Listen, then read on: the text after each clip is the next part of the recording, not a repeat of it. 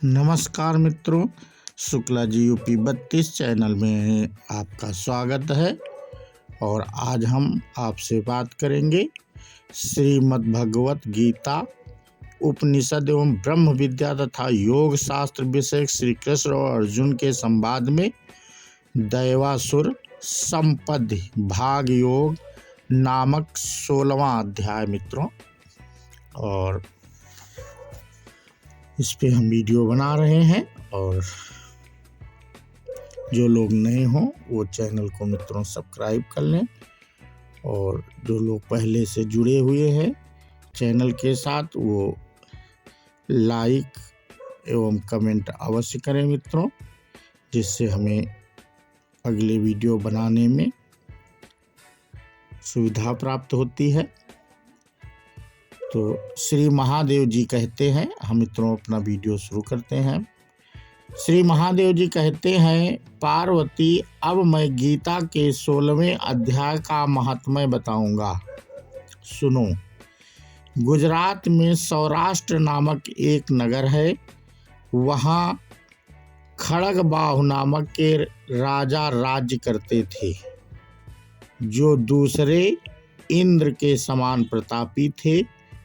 उनके एक हाथी था जो मद बहाया करता और सदा मद में उन्मत्त रहता था। उस हाथी का नाम अरिमर्दन था। एक दिन रात में वह हठात सांकलों और लोहे के खंभों को तोड़ फोड़ कर बाहर निकला। हाथीवान उसके दोनों ओर अड़कस लेकर डरा रहे थे, किंतु क्रोधवश उन सब की अवहेलना करके उसने अपने रहने के स्थान हथसार को ढहा दिया। उस पर चारों ओर से भालों की मार पड़ रही थी, फिर भी हाथीवान ही डरे हुए थे। हाथी को तनिक भी भय नहीं होता था। इस कौतूहलपूर्ण घटना को सुनकर राजा स्वयं हाथी को मनाने की कला में निपुण राजकुमारों के साथ वहां आए। आकर उन्होंने उस बलवान दंतैले हाथी को देखा।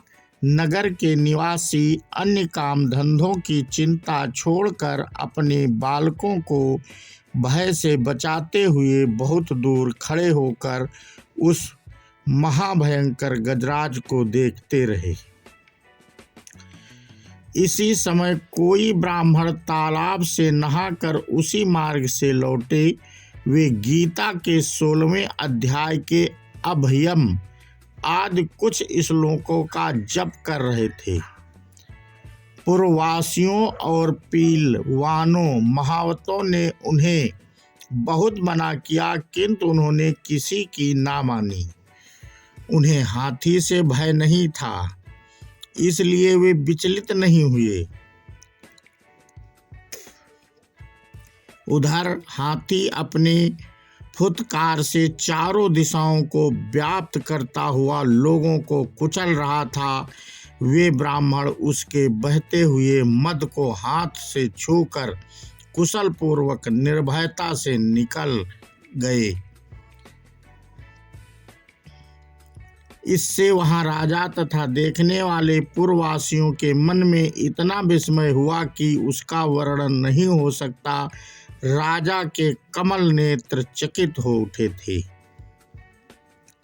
उन्होंने ब्राह्मण को बुलाकर सवारी से उतरकर उन्हें प्रणाम किया और पूछा, ब्राह्मण, आज आपने यह महान अलौकिक कार्य किया है, क्योंकि इस काल के समान भयंकर गजराज के सामने से आप सकुशल लौट आए हैं।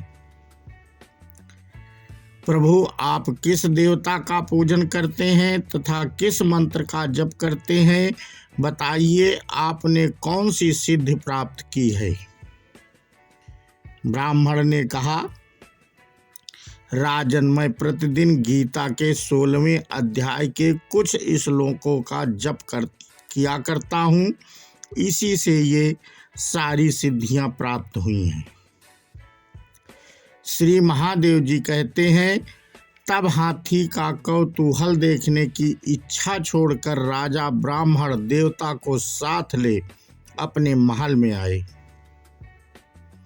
वहां सुमुहूर्त देखकर 1,00,000 स्वर्ण मुद्राओं की दक्षिणा दे उन्होंने ब्राह्मण को संतुष्ट किया और उनसे गीता मंत्र की दीक्षा ली। गीता के 16वें अध्याय के अभयम आदि कुछ श्लोकों का अभ्यास कर लेने के बाद उनके मन में हाथी को छोड़कर उसके कौतुक देखने की इच्छा जागृत हुई। फिर तो एक दिन सैनिकों के साथ बाहर निकलकर राजा ने हाथीवानों से उसी मत गजराज का बंधन खुलवाया। वे निर्भय हो गए। राज्य के सुख विलास के प्रति आदर का भाव नहीं रहा।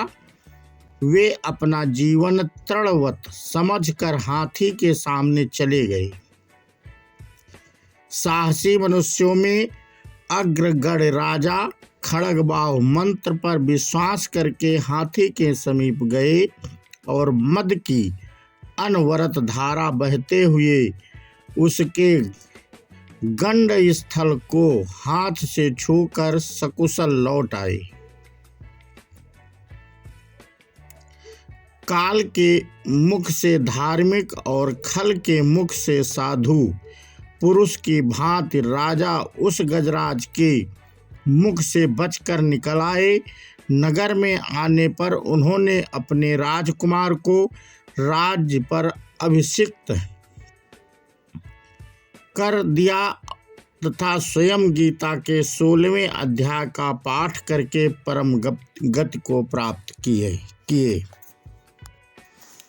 तो मित्रों, इस प्रकार 16वें अध्याय के कुछ श्लोकों का जप करके राजा स्वर्ग धाम को प्राप्त हुए, जहाँ उनको वैकुंठ धाम की प्राप्ति हुई। तो मित्रों,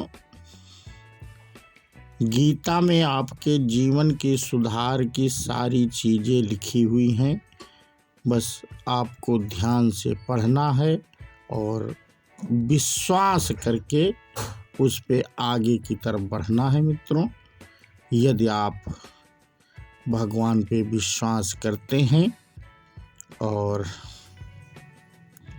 लगन से प्रेम से यदि आप भक्ति करते हैं तो आपको आशीर्वाद भगवान का अवश्य प्राप्त होगा। और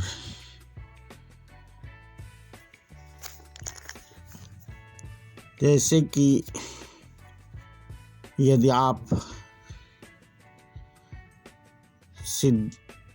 इन्हीं श्लोकों में सिद्धियां होती हैं और इसी से बड़े बड़े राजा महामुनि और बड़े बड़े साधु महात्मा संत इन्हीं श्लोकों की सिद्धियों को प्राप्त करके यश और सम्मान प्राप्त करते हैं। मित्रों, तो आप लगन से ही भगवान में लगन लगा करके ही आप सिद्धियों को प्राप्त कर सकते हैं और प्रेम बढ़ा सकते हैं।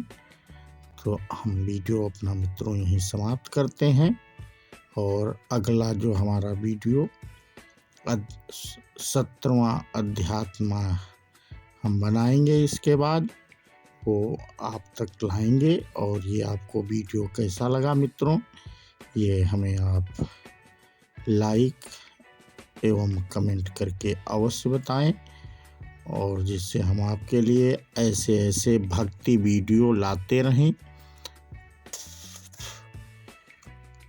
तो बोलो श्री कृष्ण भगवान की जय हो। राधे राधे मित्रों, जय हिंद, जय भारत, जय श्री राम।